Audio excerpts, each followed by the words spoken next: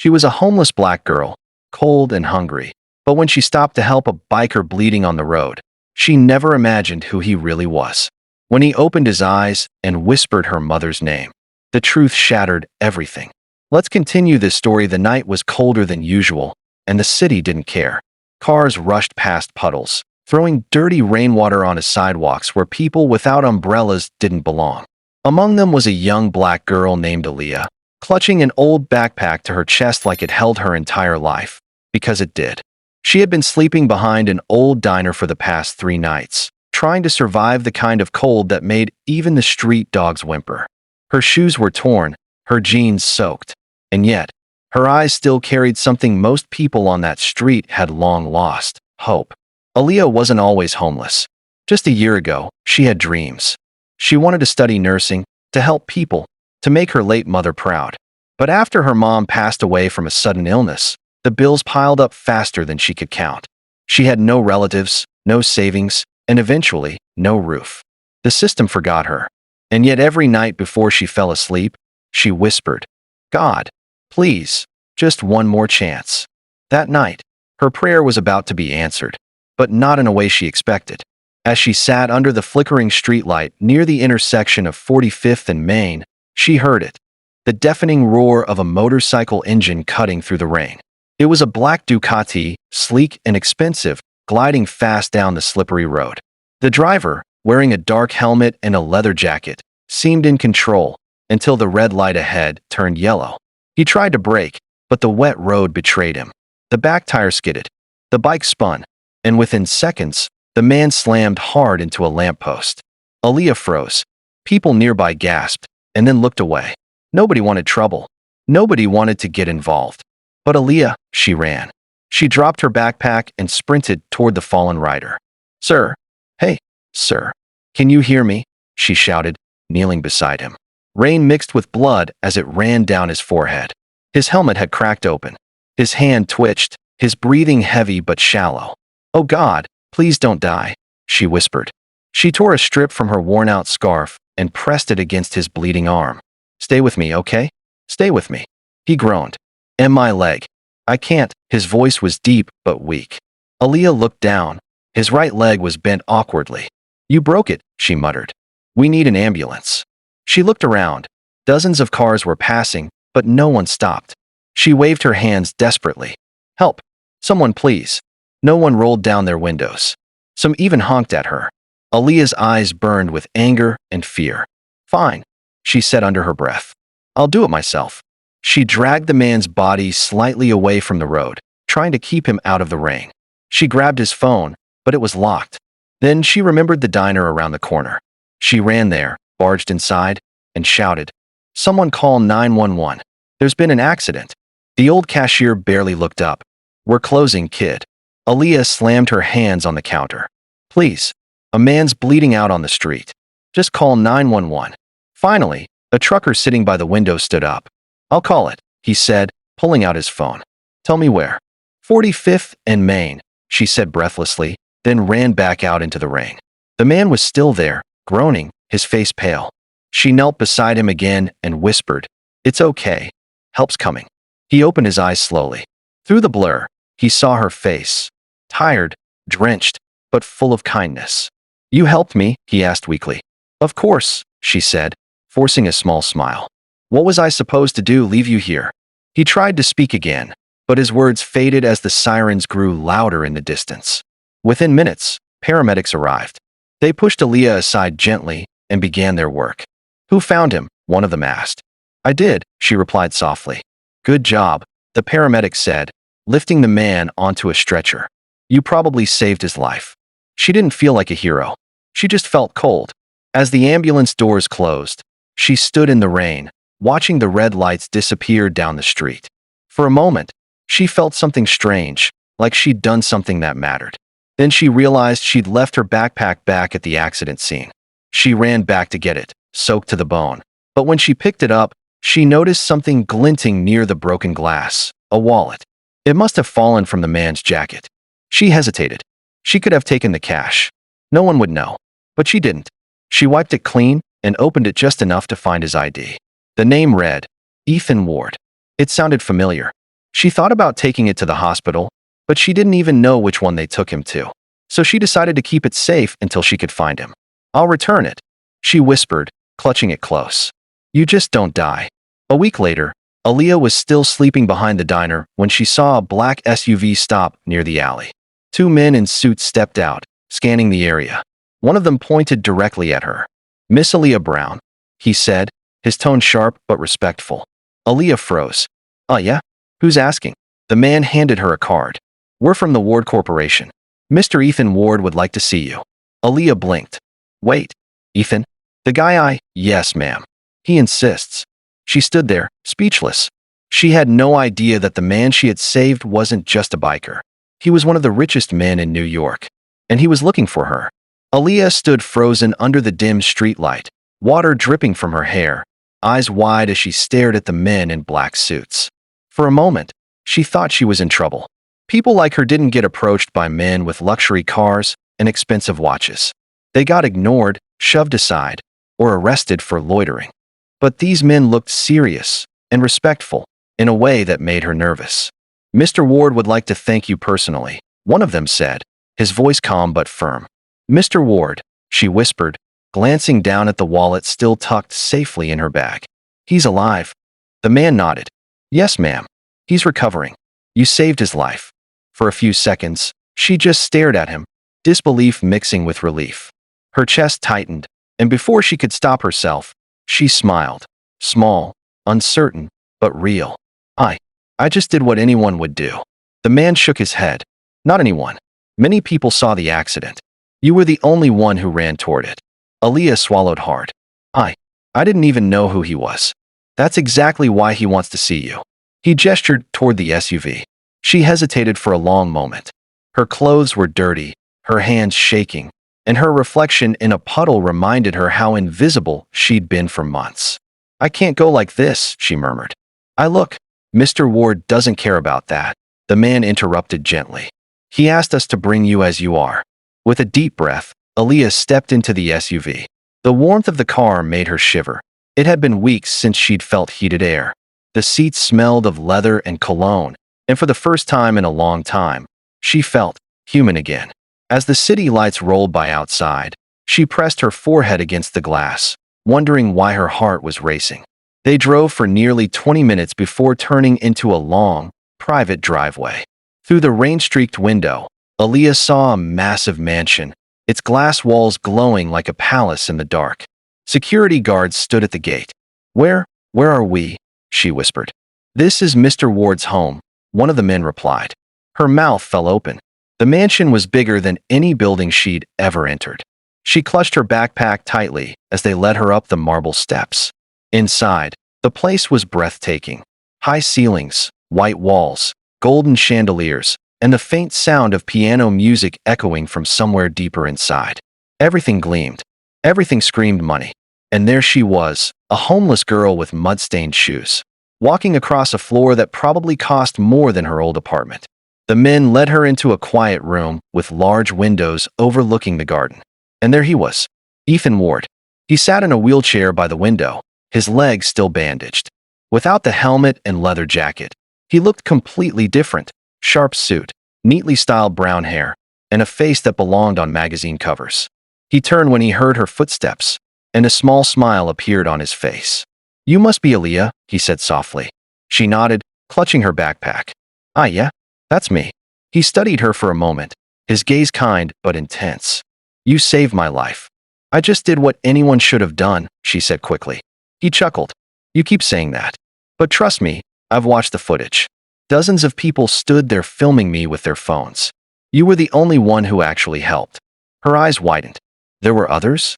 Yeah, he said quietly. And not one of them moved. Except you. For a moment, the room fell silent. The sound of rain tapping against the glass filled the space. Then Ethan reached for something on the table beside him, a small velvet box. I wanted to thank you personally, he said, opening it.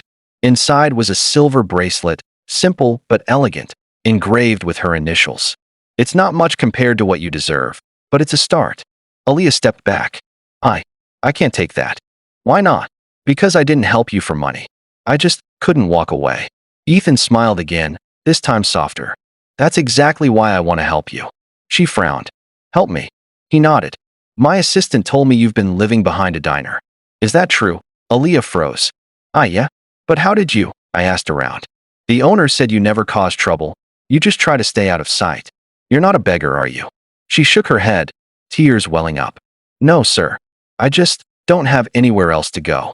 Ethan looked at her with a mixture of sadness and admiration. You helped me when no one else did. Let me return the favor. I don't want pity, she said softly. It's not pity, he replied. It's gratitude. And maybe respect.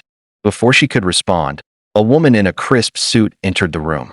Mr. Ward, your meeting with the board is in 20 minutes. He nodded. Tell them to wait. The assistant looked surprised. Billionaires didn't keep their boards waiting, but she nodded and left. Ethan turned back to Aaliyah. I'm offering you a job. Here, at my company. Entry level. You'll have a place to live, clothes, and a chance to start over. Aaliyah's jaw dropped. You're serious? Dead serious, he said with a small grin. You saved my life, Aaliyah. The least I can do is help you live yours. Her heart pounded. 1,000 emotions rushed through her. Disbelief, fear, gratitude, hope. I don't even know what to say. Just say yes, he said gently. She stared at him, trembling slightly. Then she whispered, yes. Ethan's smile widened. Good. Then it's settled. As she left the mansion that night, riding in the SUV with dry clothes and a warm meal packed for her, Aaliyah looked out at the city lights again. For the first time in a year, the world didn't look so cruel.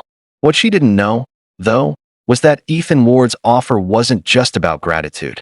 There was something about her, something in her eyes, that reminded him of a part of his life he'd buried long ago. And soon, their worlds would collide in ways neither of them could have imagined. The next morning felt like a dream Aaliyah didn't want to wake up from. She opened her eyes to find herself in a warm bed, wrapped in soft sheets that smelled like lavender and sunlight. The room wasn't a mansion bedroom, not yet, but it was clean, safe, and hers. Ethan had arranged for her to stay in a small guest apartment near his company headquarters, complete with clothes, toiletries, and food in the fridge. For the first time in months, she didn't wake up shivering. She sat on the edge of the bed, running her fingers through her hair, trying to make sense of everything.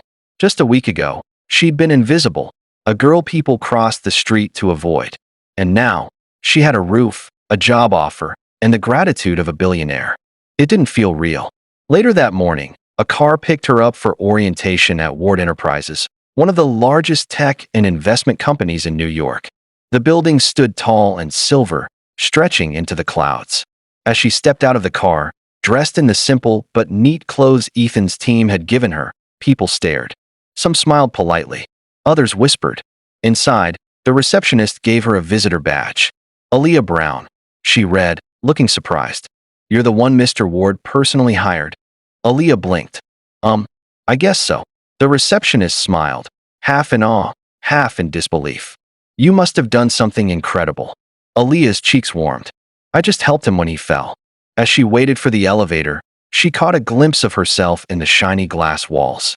Clean clothes, tidy hair, a small sparkle of hope in her eyes. She barely recognized the girl staring back. When the elevator doors opened, she was greeted by Ethan's assistant, the same woman from the mansion, now less formal and slightly friendlier. Good morning, Aaliyah. I'm Grace. Mr. Ward asked me to show you around and help you settle in. Thank you, Aaliyah said softly. Grace smiled as they walked through the massive office space. Everyone's curious about you, you know. Mr. Ward doesn't personally hire anyone these days, especially not entry level. I didn't even apply, Aaliyah admitted, her voice small. Grace glanced at her. That's exactly what makes this special.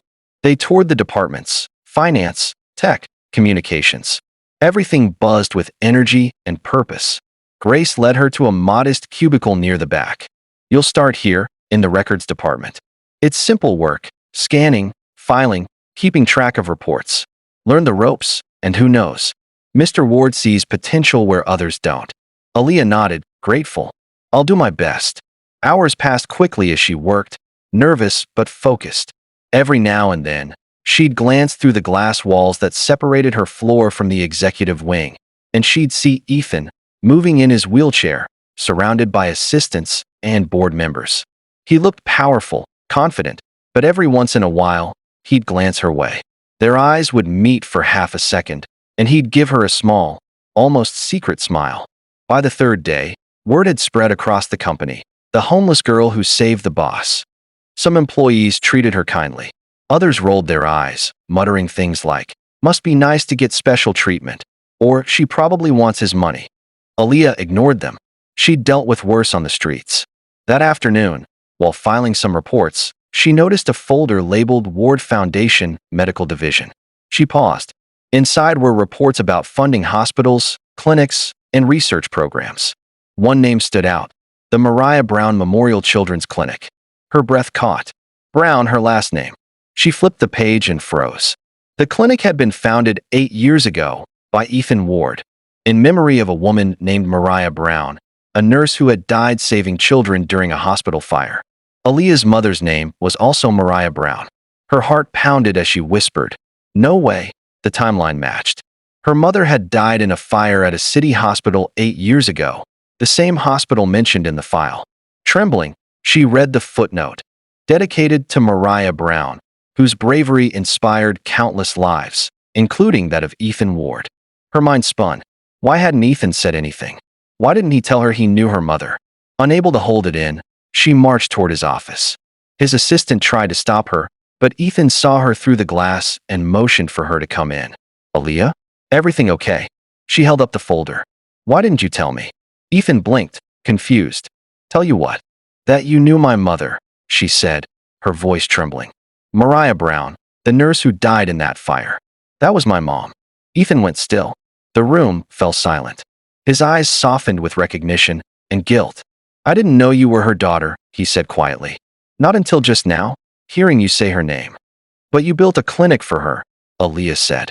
"You must have known her." He nodded slowly, his voice heavy with emotion. "She saved me too, Aaliyah. I was at that hospital the day of the fire, volunteering for one of our programs. I was trapped in a hallway when the flames spread. She came back for me when everyone else ran. She carried me out and went back inside for 2 children." His voice cracked. She didn't come out again. Tears welled in Aaliyah's eyes. She gripped the folder tightly. "All these years, I thought no one even remembered her name." Ethan looked at her, eyes shining. "I remembered. I always did. She was the reason I started the foundation. Everything I do to help people, it's because of her." Aaliyah covered her mouth, overwhelmed.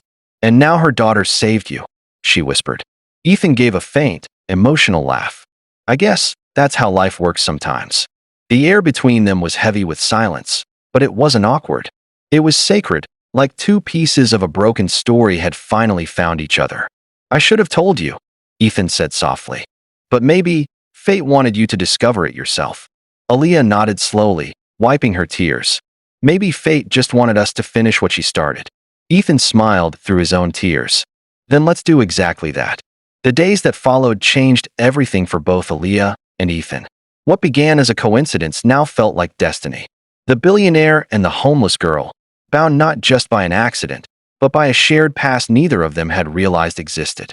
After learning the truth about her mother, Ethan insisted on giving Aaliyah a position in the Ward Foundation, the very organization built to honor Mariah Brown's legacy.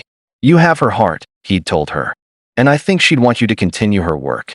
Aaliyah accepted. She spent her days helping coordinate charity drives, organizing medical aid programs, and visiting shelters to distribute supplies. Everywhere she went, she carried her mother's name proudly. The employees who once whispered behind her back now looked at her differently, with respect, even admiration. But not everyone was happy about her sudden rise. One of Ethan's senior executives, Victoria Hale, had been with the company for years. Ambitious and sharp, she had always believed she'd be Ethan's most trusted advisor, until Aaliyah showed up. "She's manipulating him," Victoria told a colleague one afternoon, her tone dripping with jealousy. "She knows exactly what she's doing. First she saves him, now she's running the foundation? Please." Her colleague whispered nervously. "Careful, Victoria. Ethan seems to really care about her." "That's exactly the problem," Victoria muttered. Meanwhile, Ethan's recovery was slow but steady. Every day, he pushed himself a little harder during physical therapy, refusing to give up. Aaliyah often visited his sessions, cheering him on with that warm smile that had somehow become his favorite part of every day. One afternoon, as he struggled to stand for the first time without support, she clasped her hands and whispered, "You've got this, Ethan. Just one step at a time." He looked at her, sweat dripping down his temple. "One step at a time, huh?" "Yeah," she said softly. "That's how my mom used to teach me everything. One step, one breath, one prayer at a time." Her words gave him strength. He gritted his teeth, pushed through the pain, and stood tall, shaky but victorious. The physical therapist clapped, but it was Aaliyah's teary-eyed smile that made it all worth it. "See," she said, laughing through her tears. "Told you you'd do it." He chuckled, breathing heavily. "Guess I just needed the right motivation." They both froze for a moment. The air between them shifted, soft, electric. She looked away, embarrassed. "You're doing great," she said quickly. "Because you're here," he replied quietly. Her heart skipped a beat, but she didn't know how to respond. Over the next few weeks, their bond deepened. They started having lunch together in his office, sharing stories, hers filled with hardship, his filled with loneliness disguised as success. Ethan had everything money could buy: power, status, comfort. But until Aaliyah walked into his life, he hadn't realized how empty all of it felt. One evening, after work, he invited her to the rooftop terrace of his mansion. The city lights stretched endlessly below, glittering like stars. "You ever think about what's next?" he asked, handing her a mug of hot chocolate. She smiled softly. "Every day, I used to think my future ended the day I lost my home.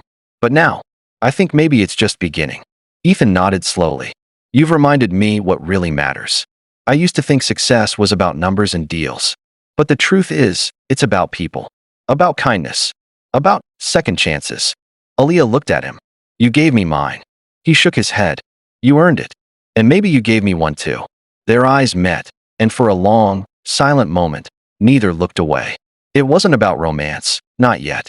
It was about connection, understanding, two broken souls finally seeing each other. But just as life started feeling right, trouble began to stir.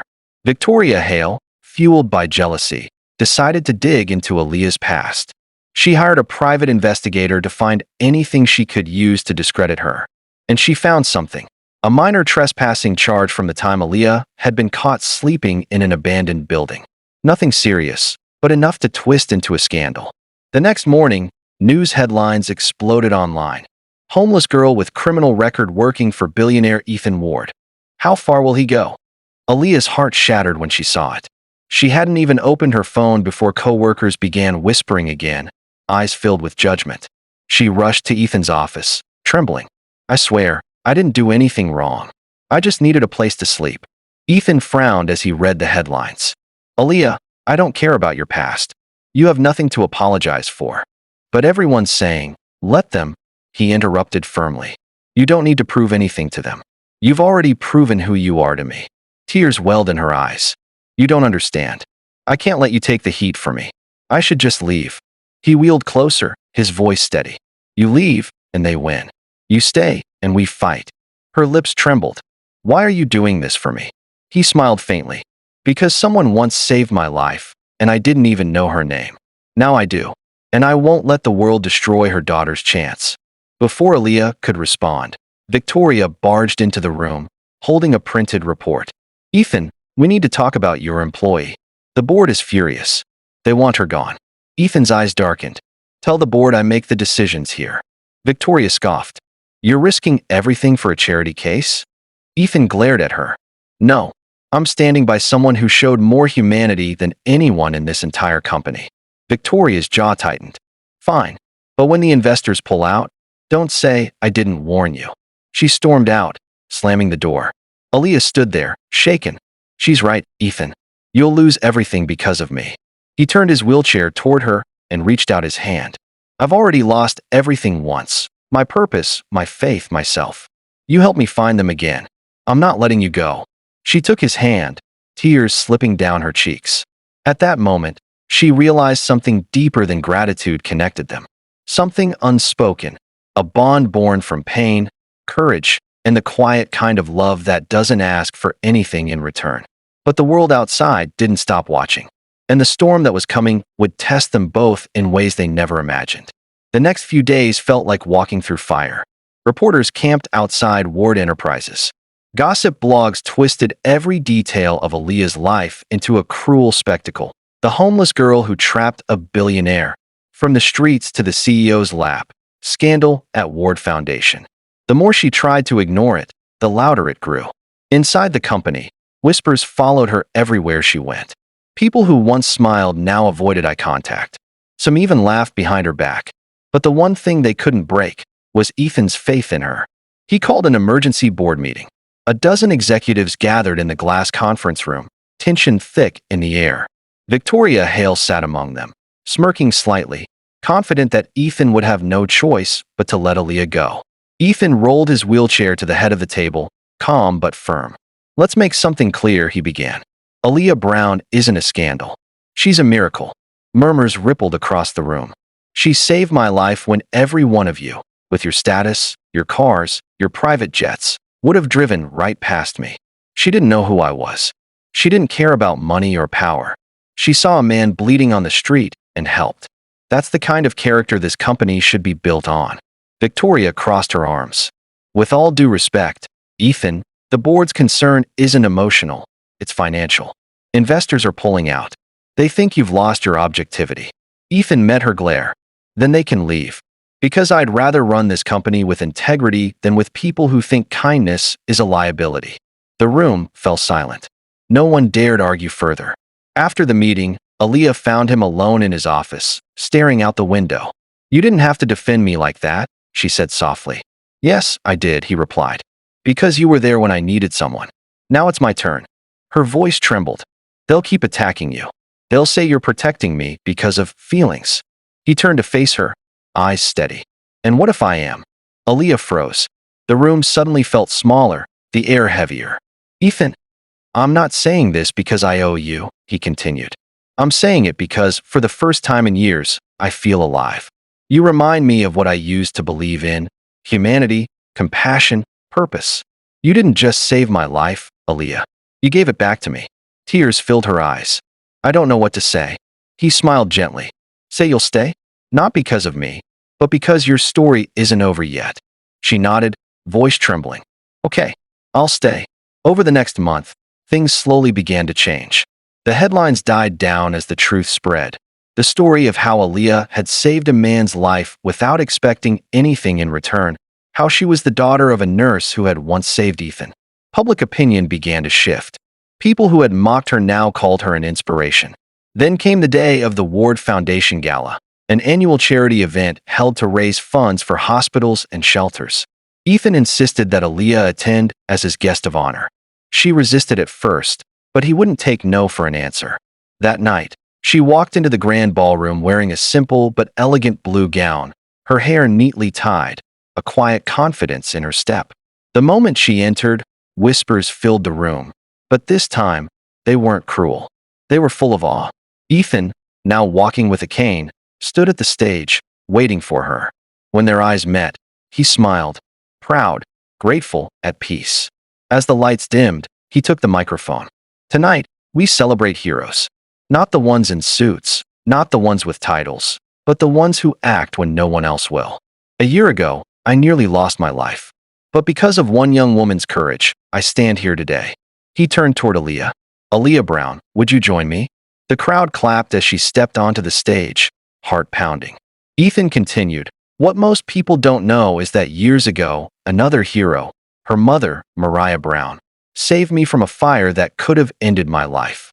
She didn't make it out, but her bravery inspired everything I've built since. And now, her daughter has saved me again. This time, not just from death, but from losing my faith in people." The audience fell silent, touched. Ethan turned to Aaliyah. "Your mother's name lives on through you, Aaliyah. You've reminded me, and everyone here, that kindness still matters. So tonight, I'd like to make an announcement." He looked at the crowd. "Starting today, the Ward Foundation will officially be renamed the Mariah and Aaliyah Hope Initiative, dedicated to helping homeless youth rebuild their lives." The room erupted in applause. Aaliyah gasped, tears streaming down her face. "Ethan, you didn't have to. I wanted to," he said softly. "Because heroes deserve to be remembered. Both of you." She hugged him, the audience cheering around them. It wasn't a fairy tale ending with diamonds and mansions. It was something pure. Two souls, bound by compassion, giving the world a reason to believe again. Later that night, after the crowd had gone and the music faded, Ethan and Aaliyah stood on the balcony overlooking the city. The wind was gentle, carrying the soft hum of distant traffic. "You ever think about what your mom would say if she saw you now?" he asked quietly. Aaliyah smiled through her tears. "Yeah, she'd probably say, 'Told you to keep going, girl.'" Ethan laughed softly. "She'd be proud." "So would yours," she replied. He turned toward her, eyes full of warmth. "You know, when I first crashed that night, I thought it was the worst thing that could happen to me. But now, I think it was the best." She looked at him curiously. "Why?"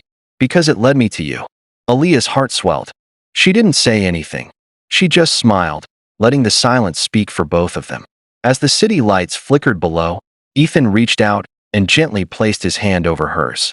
They stood there, two people from different worlds, united by fate, by courage, and by love born not from wealth or beauty, but from something far greater, humanity. And as the night deepened, one truth echoed louder than any headline, louder than any storm. Sometimes the poorest hearts hold the richest souls. And Aaliyah Brown was living proof of that. If this story touched your heart, make sure to hit the like button, because your one like gives us the strength to create more stories like this. Subscribe to the channel and turn on the bell icon, so when the next inspiring story arrives, you'll be the first to hear it. See you in the next story, with a new truth and a new hope.